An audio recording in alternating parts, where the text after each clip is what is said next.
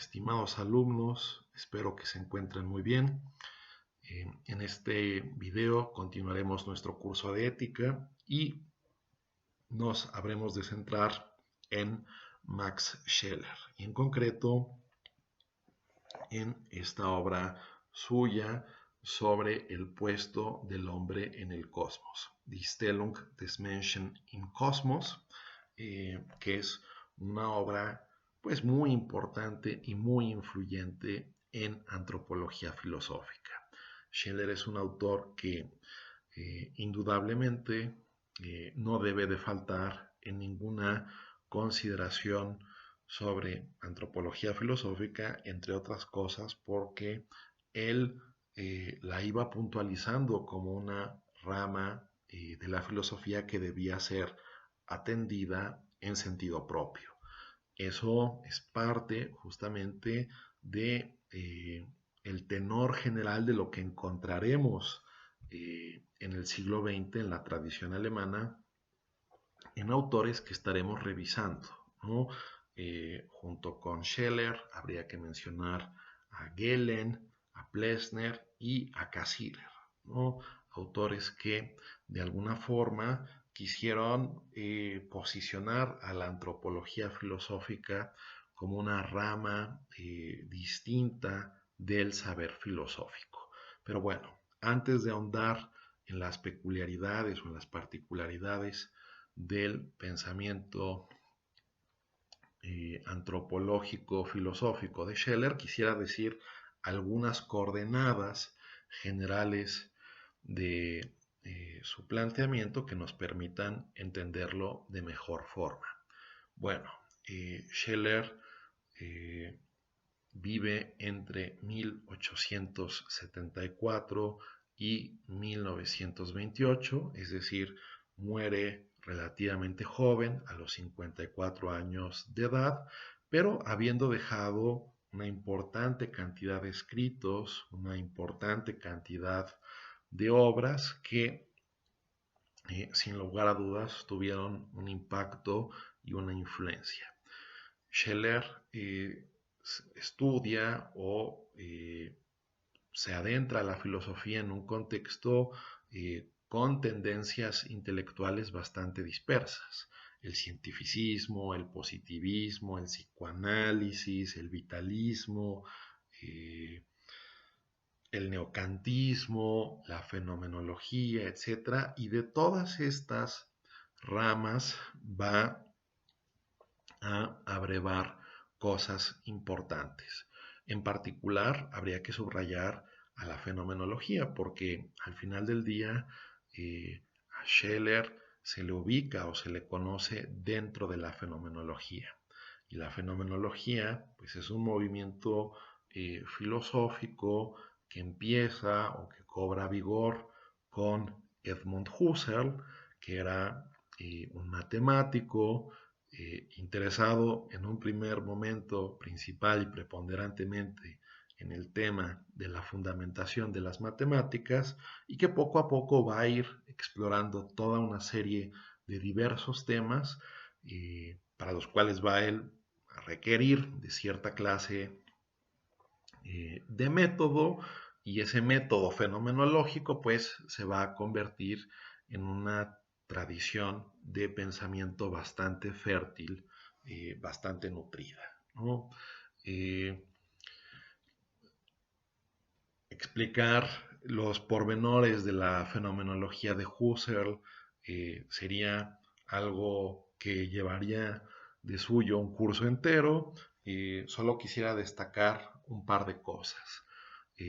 Husserl, por una parte, buscaba volver a las cosas mismas, a los objetos mismos de la realidad en la especulación o en la consideración filosófica, es decir, a juicio de Husserl, los filósofos hacían filosofía a partir de teorías y lo que él quería era rescatar experiencias originarias y fundamentales, ¿no? Por eso la fenomenología tiene este lema de a las cosas mismas o ir hacia las cosas mismas. Pero esto debía estar regido por un ideal metódico y riguroso que hiciera de la filosofía y de la propia fenomenología una ciencia rigurosa, una ciencia estricta. De hecho, hay una famosa conferencia de Husserl titulada de este modo, ¿no? La filosofía como ciencia rigurosa. Y por otra parte, habría que decir que Husserl, poco a poco, sobre todo hacia la última parte de su trayectoria filosófica, estaba cada vez más centrado y más concentrado en la conciencia humana, sus actos, sus facultades, todo esto desde una visión muy epistemológica, queriendo construir una especie de ciencia eidética. ¿Qué es esto? Una ciencia de esencias, ¿no? Cómo capturamos nosotros las esencias de la realidad, y cuál era justamente el substrato último, las capas más profundas, por decirlo así, de la conciencia humana, ¿no? Entonces, en un proyecto con una orientación muy marcadamente epistemológico-cognitiva, ¿no? ¿Qué cosas quiere retomar Scheller? Bueno, pues justamente ese lema de ir a las cosas mismas, de rescatar lo que Husserl quizás en un momento dado denomina el mundo de la vida, el Lebenswelt. Sin embargo, el ideal, por ejemplo, de una fenomenología científica, pues eso Scheller no lo va a retomar como tal, ¿no? Más bien, justamente apoyado en autores un poco como Kierkegaard, como Nietzsche, va a estar hablando de que, pues más bien lo que buscamos es generar una visión del mundo, insertar al hombre en un contexto específico, donde siempre está cultural y socialmente mediado, etcétera, ¿no? Es decir, hay una consideración del ser humano en un primer plano, en un lugar muy, muy destacado. Eh, de hecho, en algún momento, Scheller dirá, Scheller dirá lo siguiente, ¿no? En un ensayo eh, escrito en 1914 sobre la idea del ser humano, dice Scheller lo siguiente: en un cierto entendimiento se pueden remontar todas, o sea, en una cierta comprensión, mejor dicho, se pueden remontar todas las problemáticas centrales de la filosofía a cuestiones acerca de qué es el hombre, cuál es su lugar y posición metafísica en la esfera general del ser, del mundo y de Dios mismo, ¿no? Fin de cita.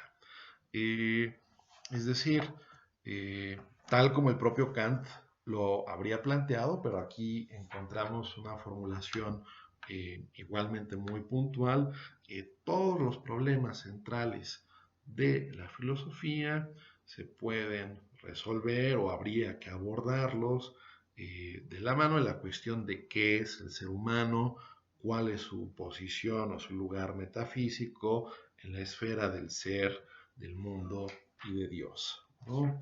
Repito, esa formulación es muy propia de Scheller y seguramente autores como Husserl o como Heidegger, que también era alumno de Husserl y también se plegaba a la fenomenología, pues no habrían estado quizás tan de acuerdo o tan, pues, no habrían mostrado tanta sintonía con esa formulación, ¿no? Entonces nos podemos dar cuenta ya con ello del papel tan importante que Scheller le va a dar al ser humano. Y me parece que es importante destacar, por ejemplo, este aspecto que se decía acerca de la vinculación de la esfera del ser, del mundo y de Dios, ¿no? Porque eso va a ser un punto clave, un punto medular. ¿Por qué? Digo, esto lo vamos a ir explicando con más detalle, pero lo voy a ir anticipando. Para Scheller, una comprensión cabal o adecuada de lo que es el ser humano no puede prescindir de una consideración acerca de su relación con Dios, por ejemplo, ¿no? Es decir, el ser humano tiene una apertura y tiene una trascendencia, y sin ese vínculo, sin ponerlo de relieve, no se entiende del todo o no se entiende completamente lo que sería el ser humano. Para bien o para mal, ese es el planteamiento de Scheller. Para bien o para mal, la gente se va a pelear con él, o lo va a retomar, o lo va a seguir, ¿no? En esos términos. Aquí incluso habría que ponderar justamente el hecho, justamente para calibrar un poco la influencia de Scheller, que Karol Wojtyła, quien habría de ser en último término el Papa Juan Pablo II, pues tenía como uno de sus referentes filosóficos más importantes a Max Scheller, ¿no? De hecho, algunos de los escritos del propio Karol Wojtyła se inspiran o se arraigan muy fuertemente en ideas de Scheller. Entonces, eso nos puede dar ya una idea, una orientación acerca de su pensamiento, ¿no? El propio Scheller era católico, ¿no? Aquí habría que acentuarlo el tema católico, a diferencia, por ejemplo, de otros autores cristianos igualmente que hemos visto, pero pues más bien reformados, ¿no? De la tradición protestante. Bien, bueno, Scheller es muy conocido, y esto también nos va a ir dando un panorama acerca de su pensamiento, de su obra. Scheller es muy conocido por una obra titulada sobre la ética material de los valores. La ética material de los valores, escrita entre 1913 y 1916. Eh, y ahí podemos también ganar una especie de perspectiva de aquello que también tendrá una repercusión en su antropología, ¿no? Ética y antropología están diferenciadas, aunque tienen vasos comunicantes, ¿no? Y Scheller primero desarrolla una ética, después quería desarrollar una antropología, aunque digámoslo así, sí la fue desarrollando en distintos escritos, aunque él prometió una magna obra titulada Antropología, de la cual esta sería una especie de preludio, pero bueno, Scheller muere antes de completarla. Sin embargo, sus escritos son tan ricos y fértiles en materia antropológica que en realidad, pues no me parece que no podamos hacernos imagen alguna de lo que Scheller tiene que decir en materia antropológica. Al contrario, ¿no? Tenemos varios y muy diversos elementos en ese sentido. Pero quisiera detenerme un momento en esta obra suya, repito, La ética material de los valores, eh, que precisamente en algún sentido es una especie de crítica o de distanciamiento respecto de Kant. ¿Por qué? Bueno, a ver, es una aproximación o es un acuerdo en un punto y un desacuerdo muy importante en otro punto. Eh, ¿Dónde está el principio de acuerdo? Bueno, Kant creía que para que la ética tuviera una validez, una especie de consistencia, pues tenía que estar, digo esto muy ejemplificado, ¿no? Muy didáctico para que se entienda. Decir todo esto con el debido detalle, obviamente no lo puedo hacer aquí. Pero dicho muy rápidamente, para Kant la ética pues tenía que tener un fundamento para que lo que estuviera bien, fuera bueno, mejor dicho, aquí en China y en todo momento y en toda época, ¿no? En todas circunstancias. Las verdades morales o verdades éticas no es que tengan un ámbito de fluctuabilidad, ¿no? Torturar a un inocente ha estado mal antes, ahora y estará después. Bien, ¿en qué se fundamenta eso o en qué descansa esto? Kant piensa que descansa en la capacidad autolegislativa de la razón, una capacidad que tiene un fundamento a priori, ¿no? Es decir, lo a priori es aquello que no descansa propiamente en la experiencia, sí se puede remitir a la experiencia, sí se puede aplicar a la experiencia, pero la razón legisla o prescribe cosas que inciden en el mundo de lo empírico. Ese es como el camino, por decirlo así, el camino como de la inteligencia o de la razón hacia el mundo. Porque si las verdades éticas dependieran de hechos empíricos, estrictamente hablando, pues estas serían susceptibles de cambiar, de modificarse, ¿no? Lo a posteriori es siempre lo que puede ser de otra manera, lo variable. Entonces, por ello mismo, no se podría recorrer ese camino, ¿no? La ética debe tener fundamentos a priori. Bueno, para Scheller será más o menos lo mismo, ¿no? Coincide o respalda el tema del a priori, pero le da dos inflexiones importantes. Una inflexión es precisamente el hecho de que, digamos, para él la capacidad fundamental no será la razón como tal, sino la intuición.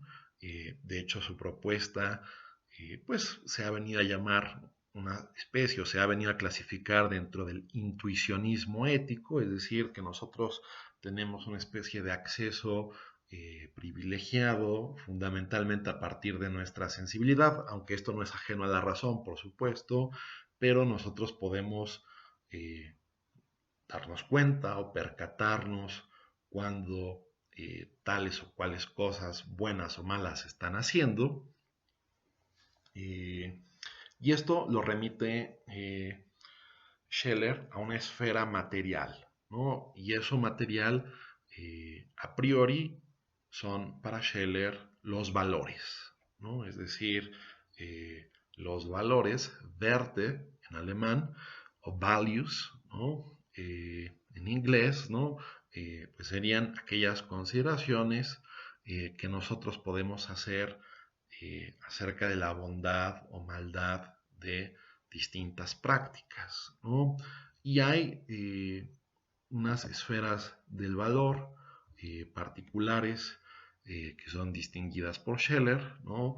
Que son eh, la utilidad y la inutilidad, ¿no? Lo útil frente a lo inútil.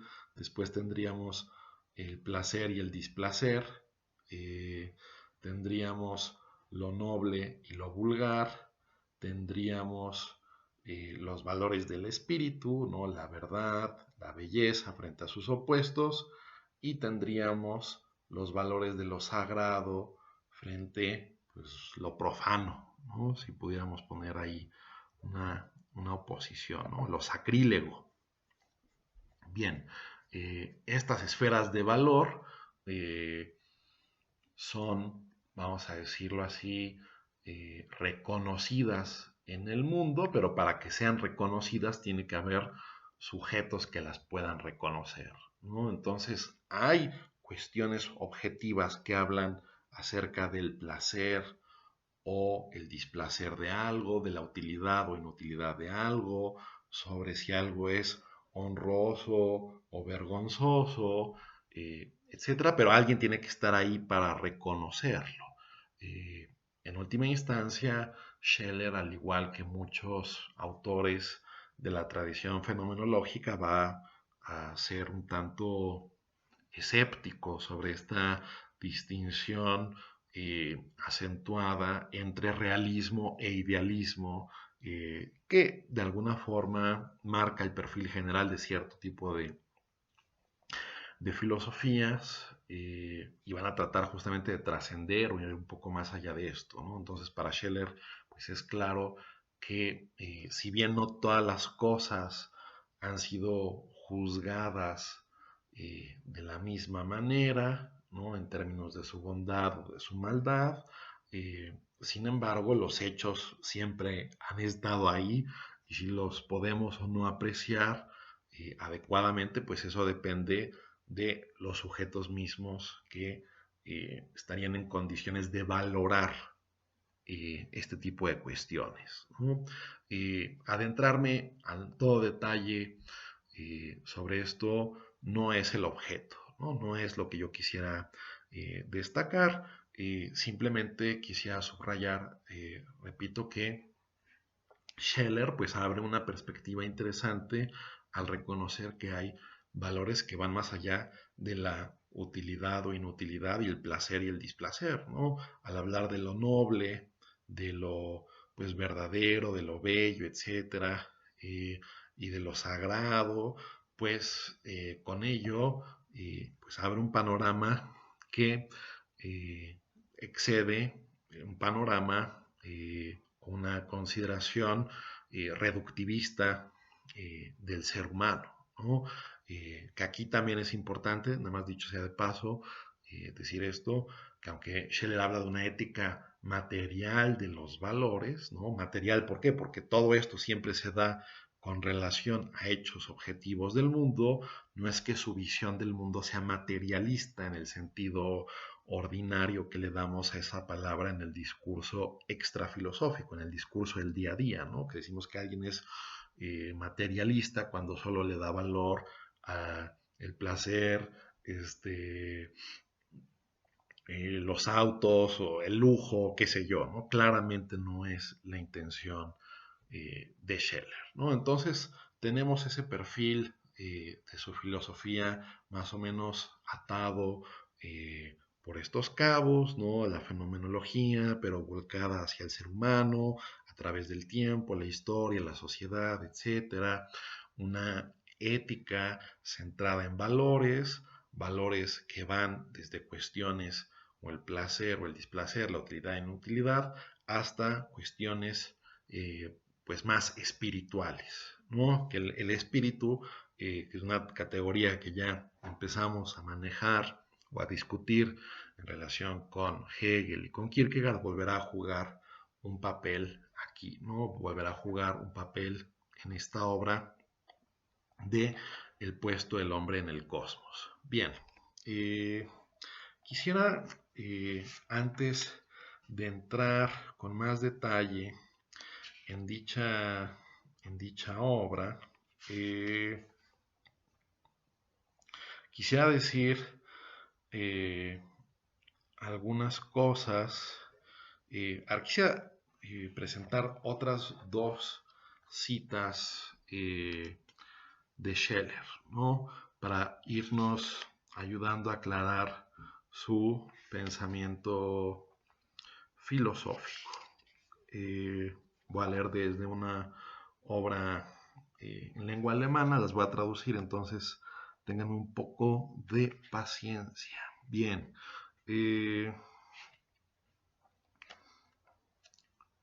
¿no? Esta es una definición que da Scheller acerca de la persona, ¿no?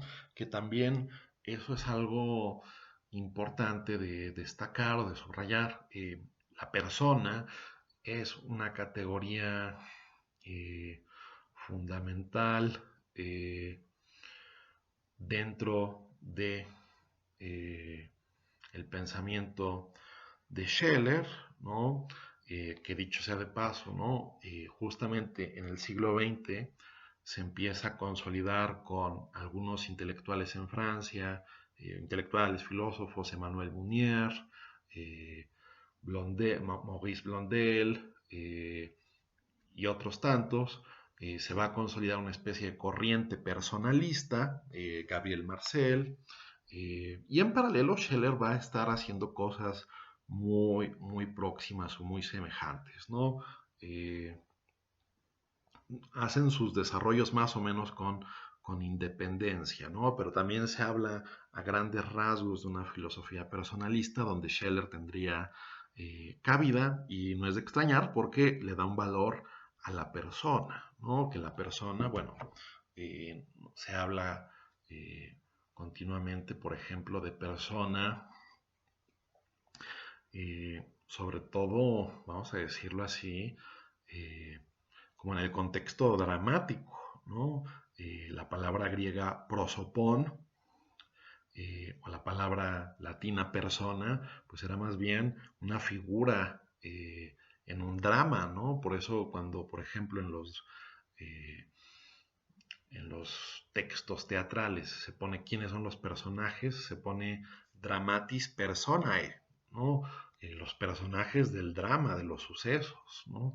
Que a su vez persona en un sentido muy, muy literal, pues era como la máscara que uno se ponía para representar un papel. Bueno, todo eso obviamente que inicia con ese contexto artístico, después va a generar una reflexión filosófica acerca del ser humano, su pues, dignidad característica, su individualidad, ¿no?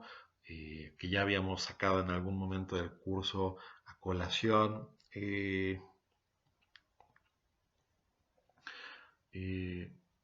Esta definición de Boecio de persona, de sustancia racional, de naturaleza individual. Bueno, todo esto a su vez se enmarca muchas veces, o la mayor parte de las veces, en consideraciones teológico-trinitarias, ¿no? Para entender la personalidad de Dios, las personas de Dios.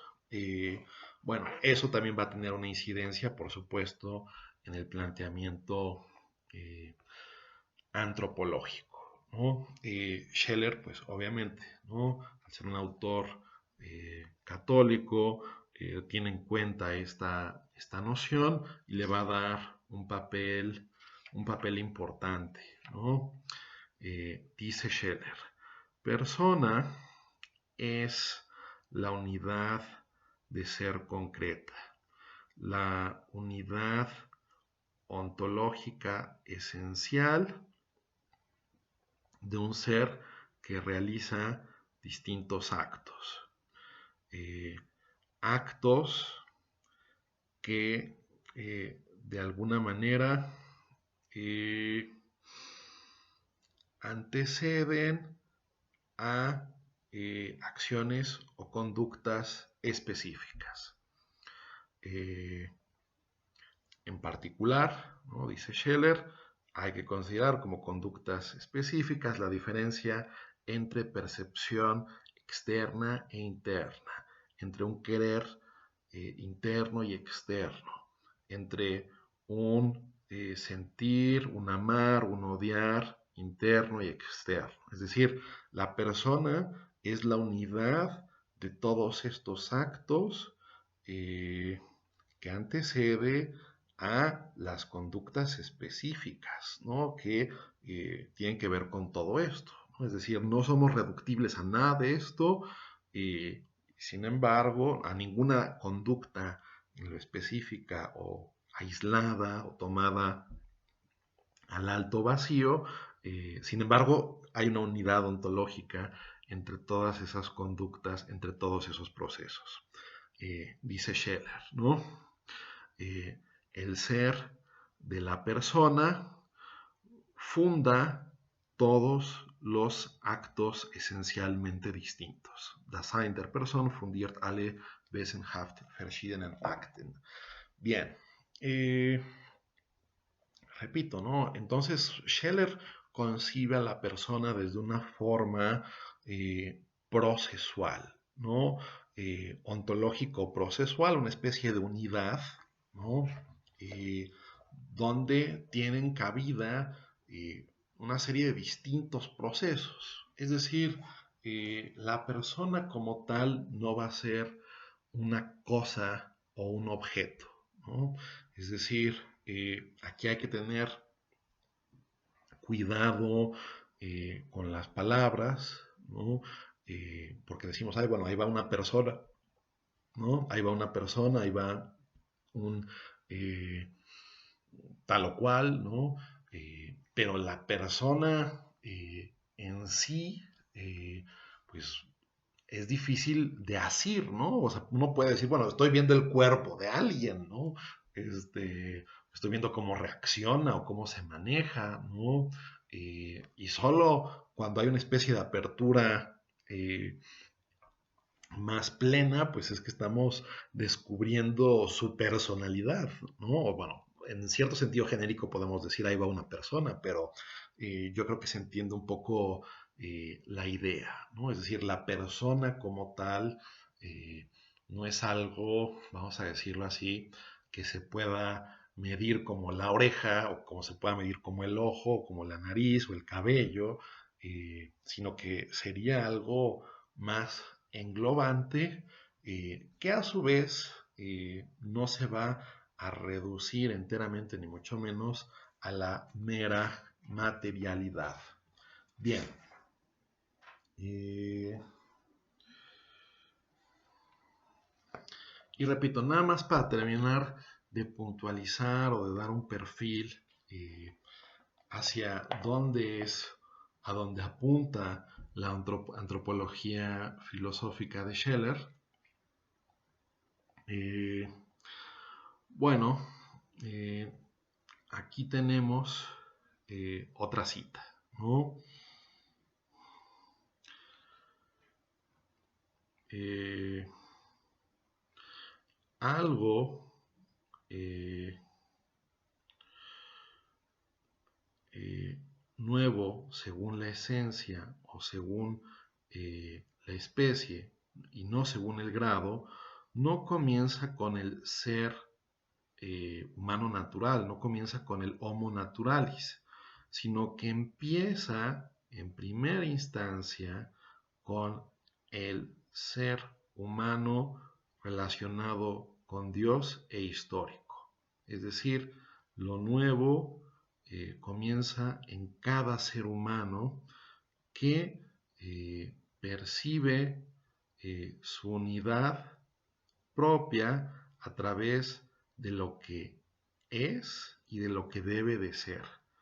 Así pues, a través de la idea de Dios, se convierte en el ser humano, se convierte en una persona eh, infinitamente perfecta, ¿no? Es solo a través de la idea de Dios que el ser humano se concibe como eh, una persona infinitamente perfecta, ¿no? Según esta formulación, ¿no? Esta formulación es del escrito sobre la idea del hombre de 1914. Bien, bueno, creo que ahí tenemos una especie de paradigma importante, un paradigma que en realidad eh, se, se puede remitir incluso hasta los albores más tempranos de la filosofía griega, ¿no? Pienso sobre todo en Platón, eh, en el Téteto y en las leyes, cuando habla justamente de una especie de homoiosis theo, ¿no? De una asemejarse a Dios, ¿no? Es decir, cuál sería la tarea más perfecta o más sublime para el ser humano, asemejarse a Dios, tratar de recrear en su persona pues aquellos atributos o aquellas notas más elevadas que nosotros podemos asociar con Dios. Bueno, claramente Scheller estaría muy próximo a decir algo semejante, aunque articulado todo esto con un bagaje cristiano, por supuesto, muy robusto, que pues no era conocido por Platón, ¿no? En concreto aquí, pues la idea de persona jugaría un papel muy, muy importante. Bueno, pasemos entonces ahora a decir algunas cosas sobre esta obra de Scheller, ¿no? Que ya desde su título es elocuente, ¿no? El puesto del hombre en el cosmos, es decir, solo situando adecuadamente al ser humano en el cosmos, es que nosotros podemos ganar una comprensión cabal de lo que Él sería, ¿no? Una comprensión cabal de lo que éste es. Si no sabemos ponerlo ahí donde debe estar, ¿no? Que no sería ni el lugar de una planta, ni el lugar de un animal, ni tampoco el lugar de Dios, aunque haya este llamamiento a imitar o aproximarse a Dios, sin embargo el ser humano nunca será el mismo Dios. Bueno, solo a partir de esa ubicación, de esa topología, lo podríamos decir, ¿no? Como ese estudio de su lugar, de su locus eh, propio, bueno, solo a partir de eso podremos ganar una comprensión adecuada, ¿no? De nuestros alcances, de nuestros méritos, de nuestros esfuerzos. eh, que aquí también vale la pena, que en esto también habría una coincidencia no buscada explícitamente, al menos por lo que alcanzo a leer o ver en Scheller, ¿no? Pero habría también una coincidencia, por ejemplo, con algo que dice Aristóteles, ¿no? Eh, si nosotros tratamos de pensar la antropología filosófica en estos términos, es decir, de encontrar su lugar, el lugar adecuado para cada cosa, ¿no? ¿Por qué para Aristóteles eh, la filosofía ética o la política, que al final del día son más o menos lo mismo, ¿no? O sea, la ética está más centrada en lo individual y la política en lo colectivo, pero ambas tienen como objeto al ser humano. De hecho, sí, no es que haga Aristóteles una demarcación muy tajante o muy decidida entre ambos saberes, ¿no? Más bien, aquello que llamaríamos ética estaría englobado dentro de la política, ¿no? Al menos en la comprensión aristotélica.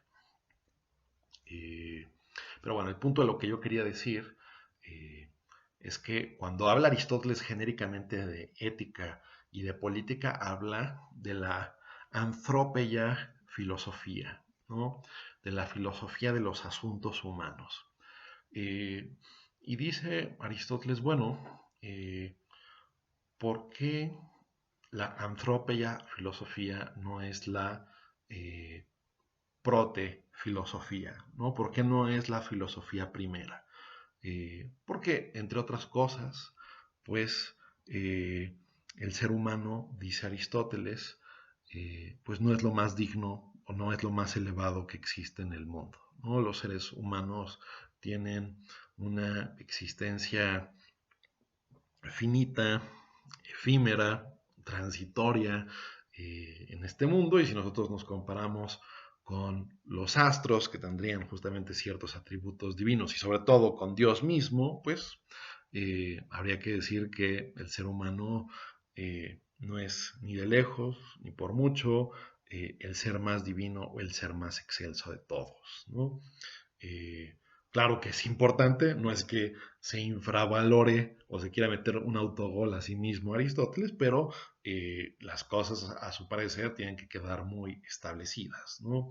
El objeto de admiración más amplio, más importante, al final del día, es Dios. Por lo mismo, también justamente la protefilosofía, que sería la metafísica, en una de sus acepciones sería teología, ¿no? El estudio de la substancia o del ente divino.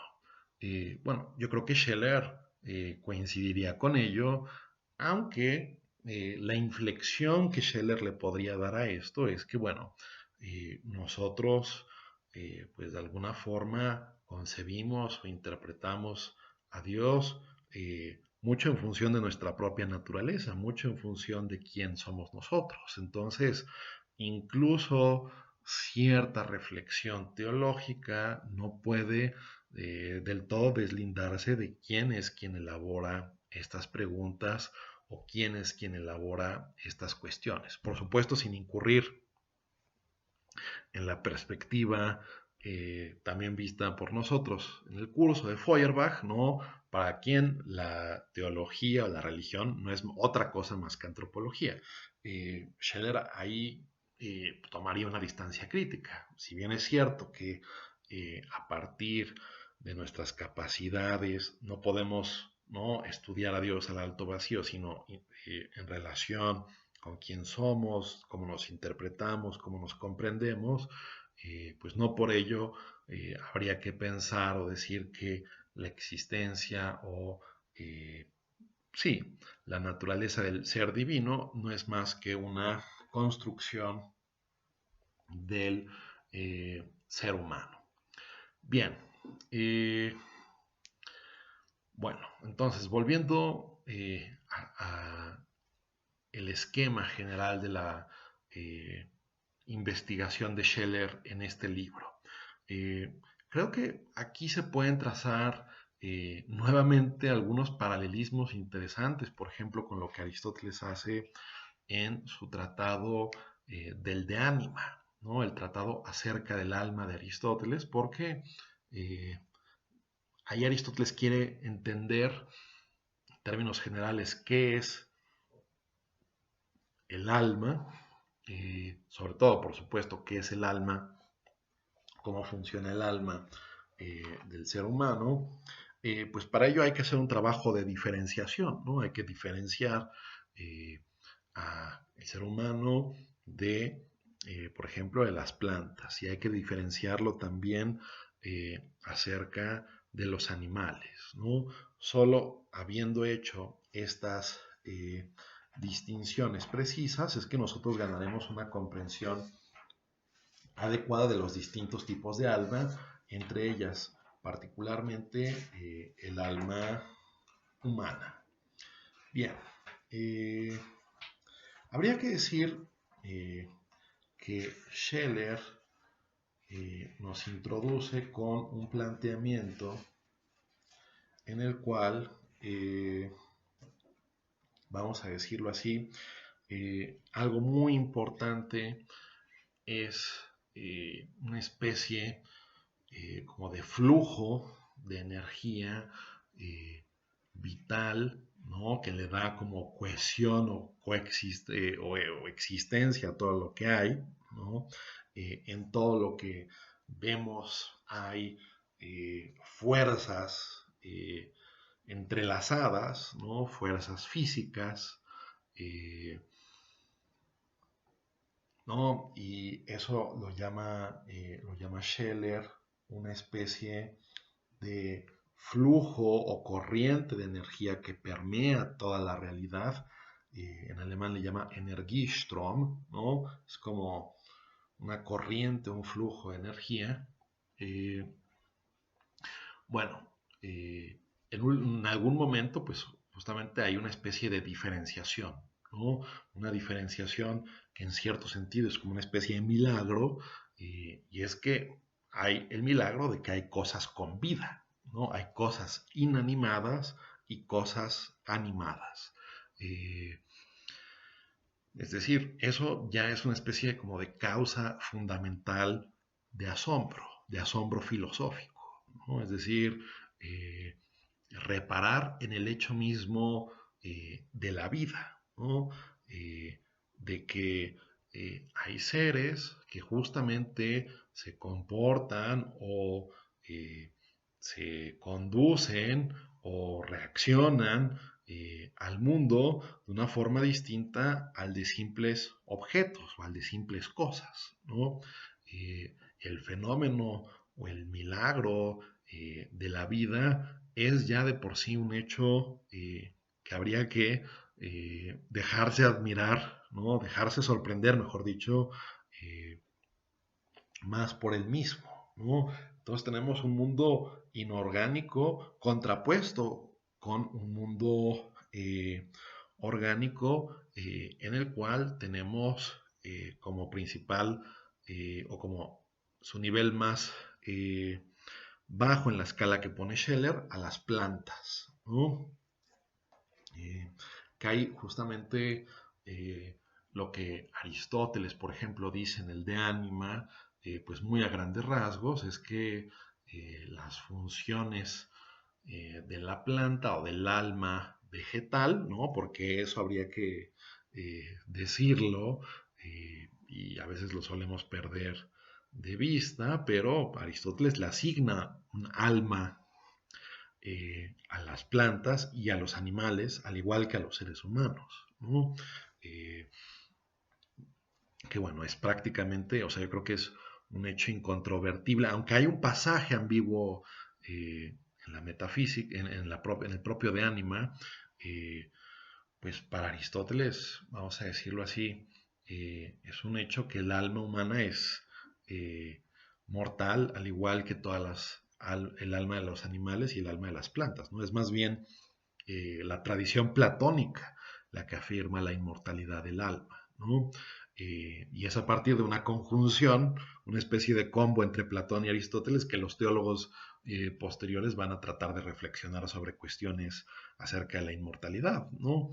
Eh, pero Aristóteles piensa más bien, tiene una orientación más genérica que como de un biólogo, ¿no?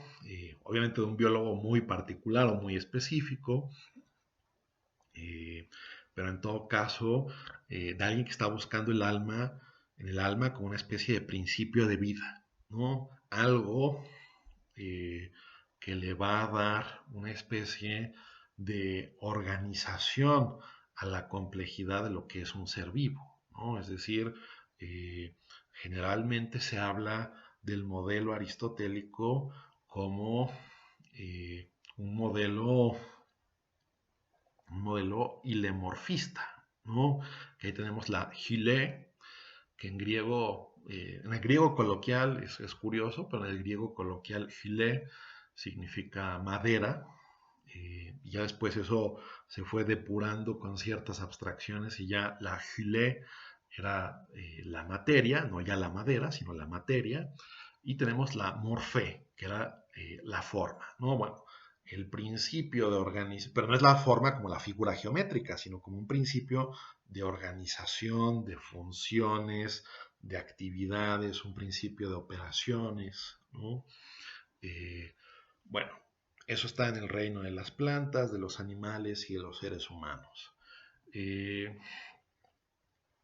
en esto, Scheller coincidiría, ¿no? En ese, vamos a decirlo así, en esa caracterización, por ejemplo, de las plantas, que repito, Aristóteles nos dice que estas, pues su telos, ¿no? O lo que ellas hacen es crecer y reproducirse. Sin embargo, aquí lo interesante eh, es que Scheller va a hablar como de un impulso, ¿no? Como una especie de orientación o de direccionalidad por el simple hecho de estar vivos, ¿no? Por el simple hecho de estar vivas. Las plantas, aunque no tengan un sistema nervioso, etcétera, interactúan con su medio, ¿no? Se desarrollan en función de una interacción con su medio que justamente hace propicia esa interacción una determinada orientación.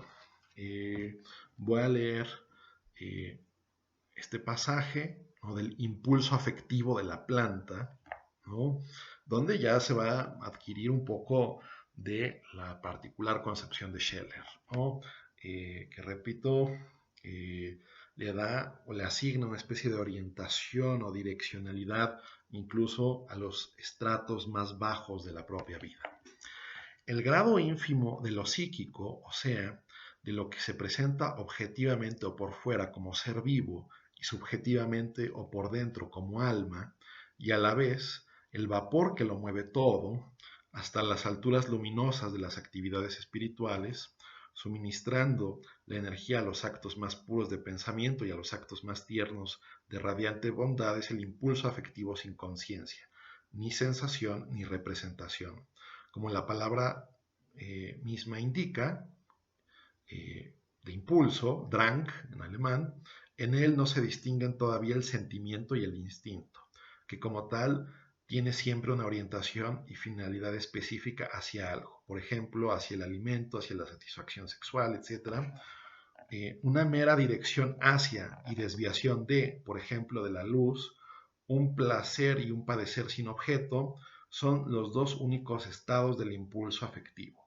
Pero este impulso se distingue ya netamente de los centros y campos de fuerza, que están en la base de las imágenes transconscientes llamadas cuerpos inorgánicos. En ningún sentido puede atribuirse a estos un ser íntimo. Debemos y podemos adjudicar ya a las plantas este primer grado de la evolución psíquica que se presenta en el impulso afectivo. Bien, ¿no? Entonces, repito, creo que es muy claro. Ya por el simple hecho de poder reaccionar, dirigirse de un modo que tendrá que ver con una especie de interacción con el medio,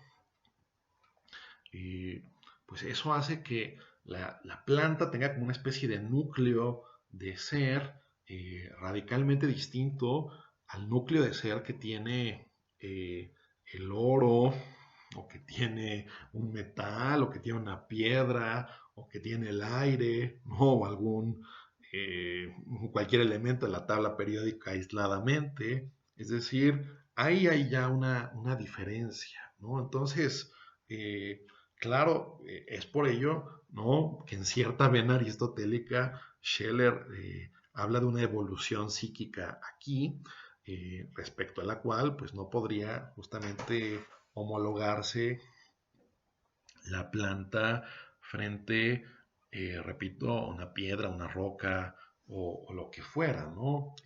Si bien minerales, ¿no?, y plantas tendrían como base, por decirlo así,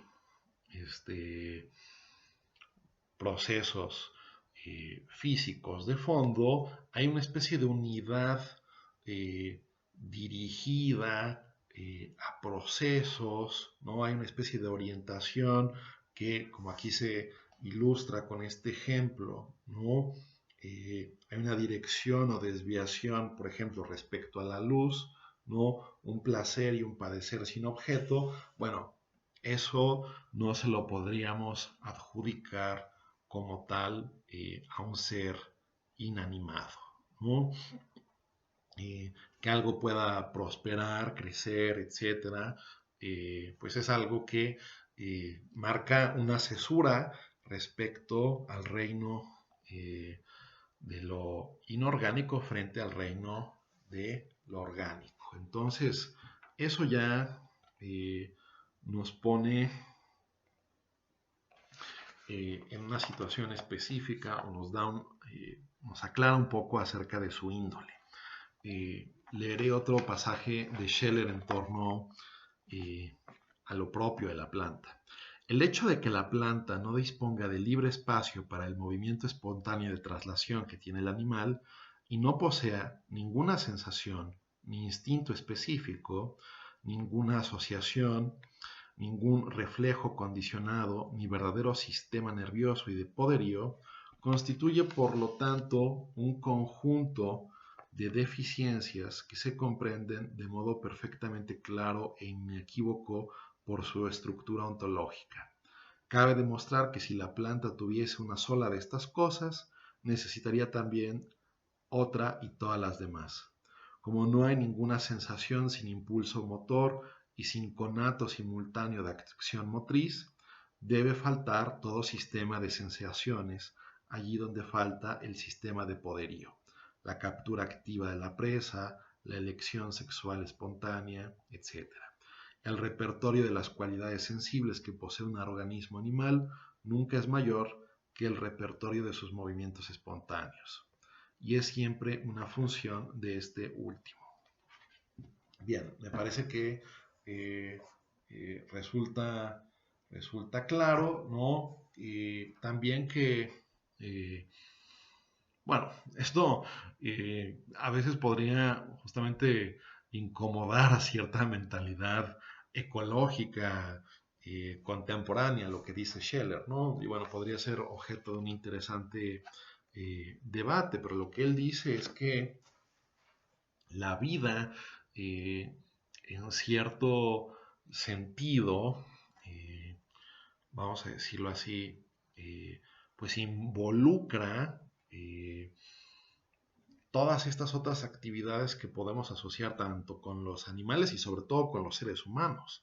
Y respecto a las cuales tendríamos que decir que pues las plantas las carece, ¿no? Entonces por ello tendría esa deficiencia. Es decir, Scheller habla de la deficiencia del reino vegetal o de las plantas, no porque éstas estén hechas mal, no porque éstas no funcionen o no hagan lo que tienen que hacer, simplemente están como que encapsuladas o no pueden nunca transitar a una esfera más amplia de la cual sí pueden participar, por decirlo así, el resto al resto de los seres vivos, ¿no? Entonces, en ese sentido, tendrían esa deficiencia, pero en todo caso, ¿no? Y remitiéndome a esta, vamos a decirlo así, eh, cadena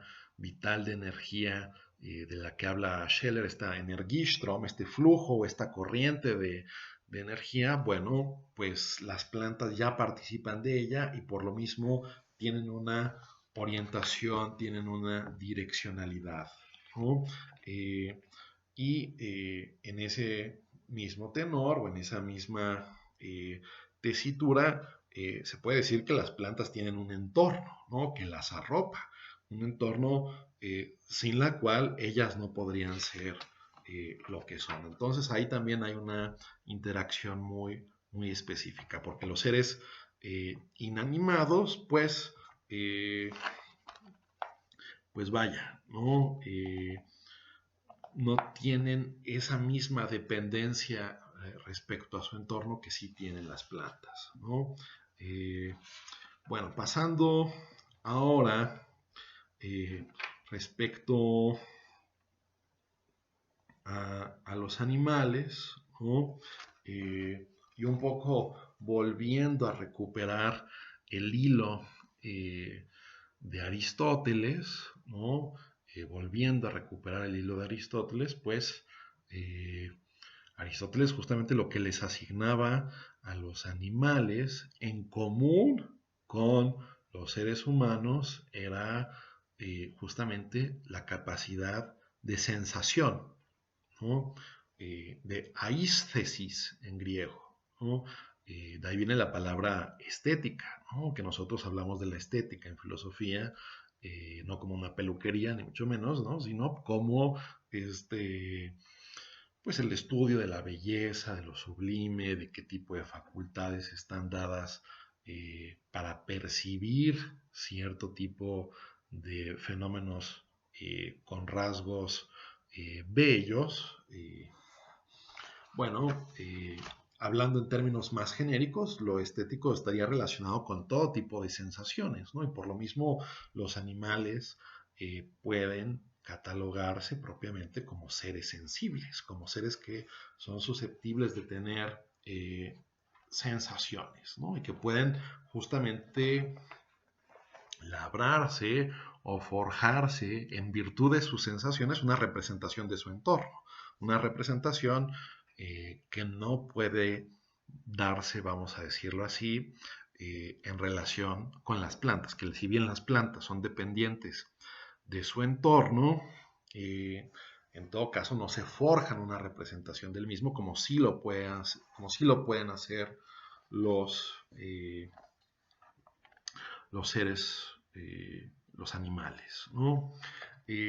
Los animales también tienen una direccionalidad, una orientación, pero esa orientación la pensamos, por ejemplo, muy habitualmente de la mano del instinto, ¿no?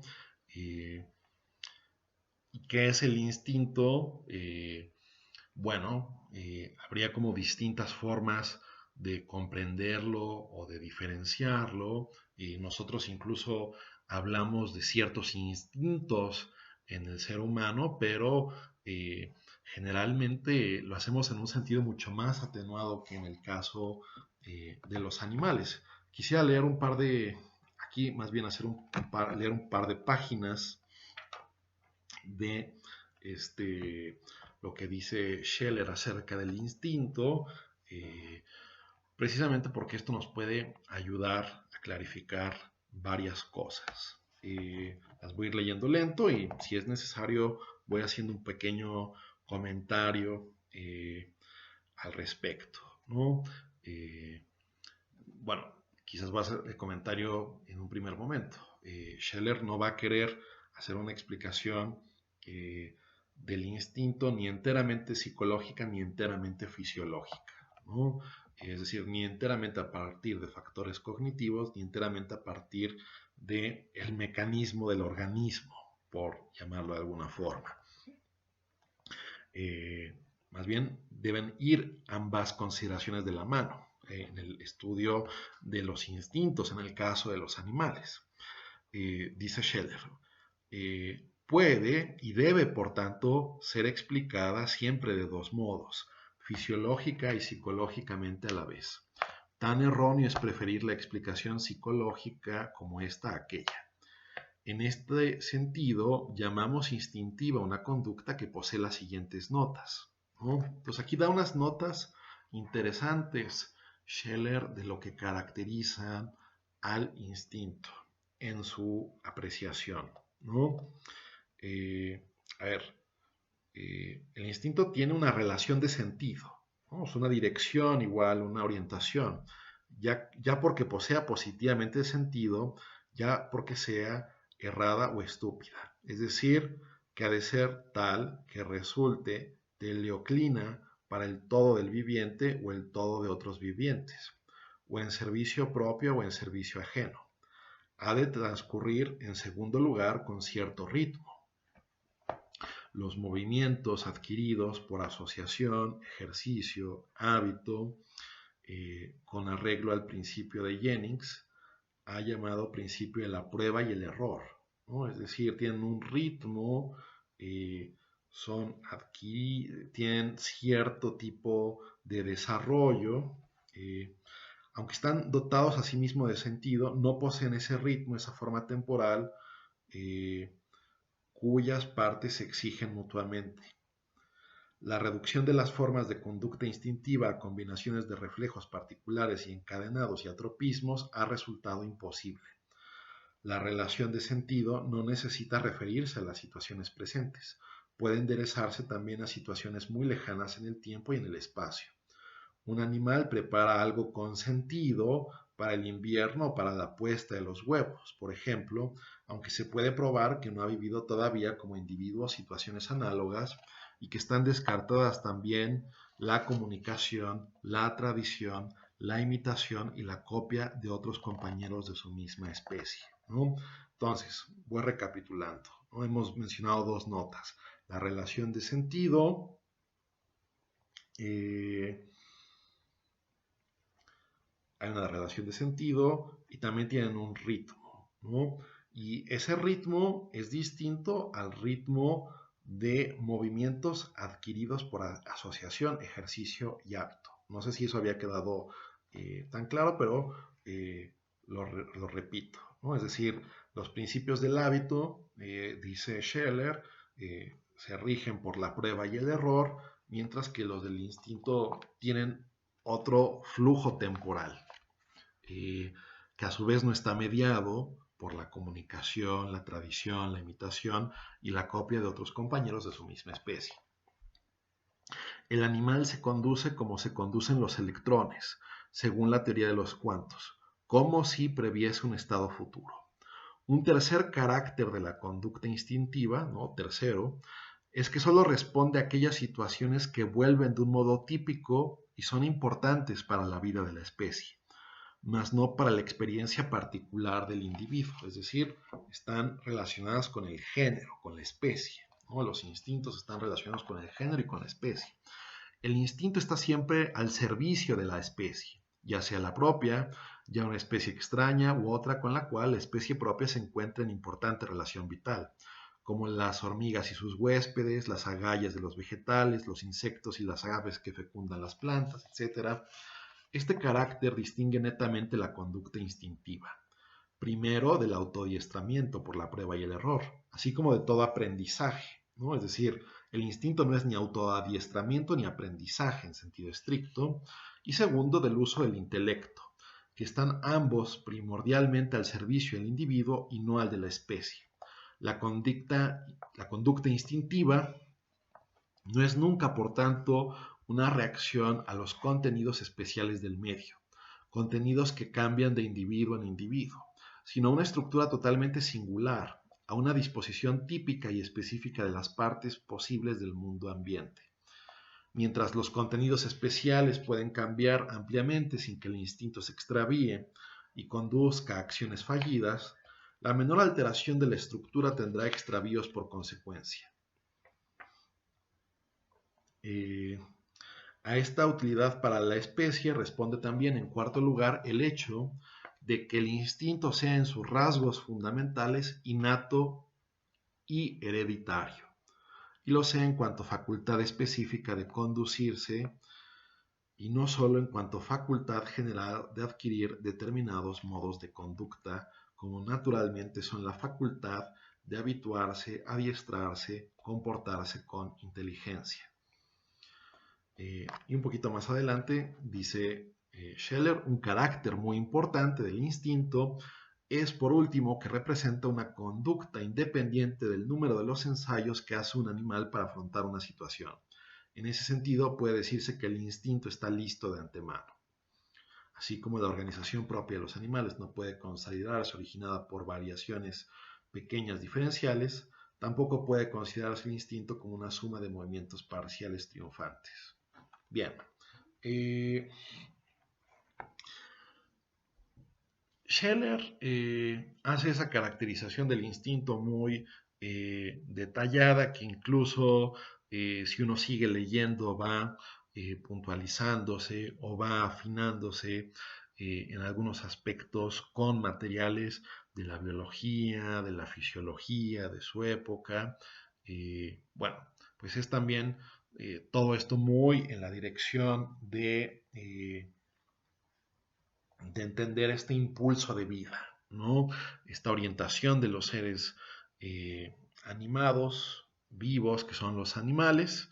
Y lo que quisiera destacar en este sentido, y ya para ir cerrando y ya para ir haciendo un preludio de lo que sería nuestra próxima sesión, donde ya vamos a afrontar el problema antropológico de un modo mucho más directo y puntual.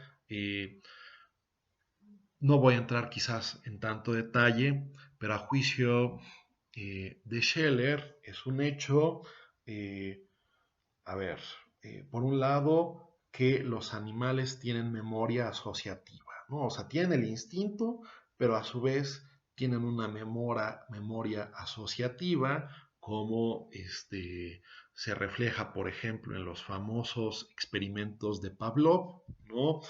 Filósofo ruso de principios del siglo XX, que justamente pudo medir que los animales, pues no solo unos perros, por ejemplo, no solo salivaban con eh, la vista de su comida, sino que con ciertas asociaciones como el ruido de unas charolas, el ruido de su amo moviéndose en tal dirección y asociando cierto tipo de estímulos con cierto tipo de respuestas, bueno, pues se puede ver justamente que el entorno del animal crecía a partir de esta memoria asociativa.